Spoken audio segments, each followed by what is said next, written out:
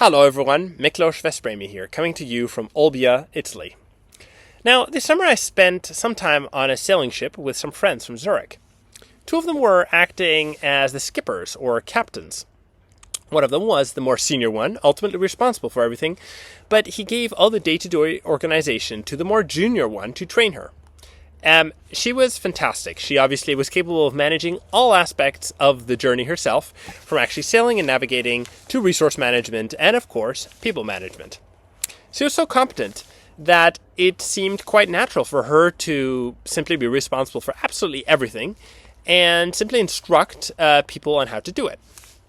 Now, everything went well throughout the entire week's journey, but on the second to last day, something happened that made me think about her leadership a little bit more carefully. So we were playing a strategy board game that let people team up with each other and slowly but surely eliminate everybody else out of the game. So we played 4 rounds of this game, and every single time the junior skipper was the first to be pushed out, because every constellation of players immediately teamed up against her. I never got around to being the one to boot her out myself, but I must say that I was not concerned much about her leaving the game so early, because the day before I had been given the task of choosing the music for the evening, but was quickly fired, let's say, when my first attempt, a chilled techno playlist, was summarily rejected.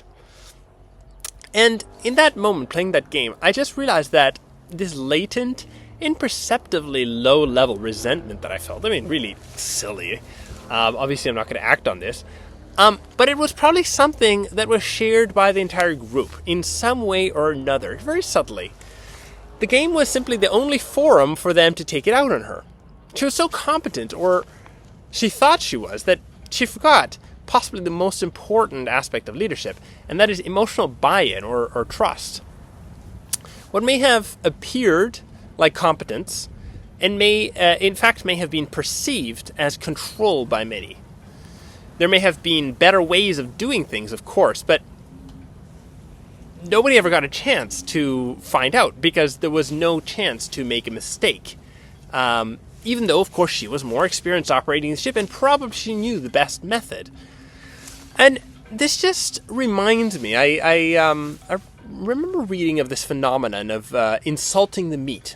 So this is a practice in which, in some hunter-gatherer societies, there is this practice of complaining to the successful hunter about how terrible the meat of their hunted animal was.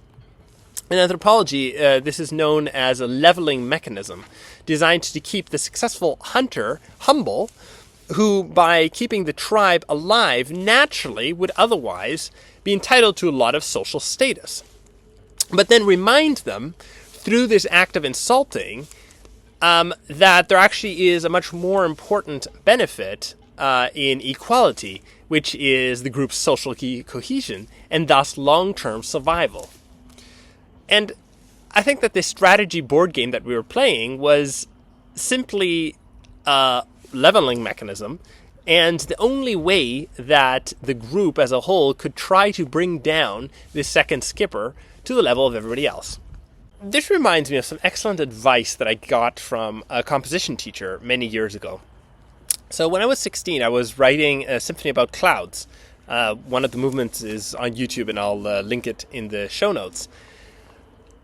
And he said that it's good to give every single instrument in the orchestra one little bit that is extremely hard. Because they will go and practice that little bit, and once they get their little moment of fame, once they can go and play that little bit that they practice and they owned, they will feel so much more bought into the process and so much more proud to be part of the entire orchestra. So give everybody a little chance to practice something, master it, and become the best in the entire group in that little thing that they can control. So, in conclusion, give people the chance to experiment and make mistakes when you are their superior. In any case, really. And give them their little moment of control, whatever it is. They will look up to you as a leader when they realize just how much better you know how to do it. By trying And making mistakes, we not only learn more effectively than by being given a recipe, but also appreciate the leader as a mentor rather than a manager. Be humble with your competence and become a leader through service.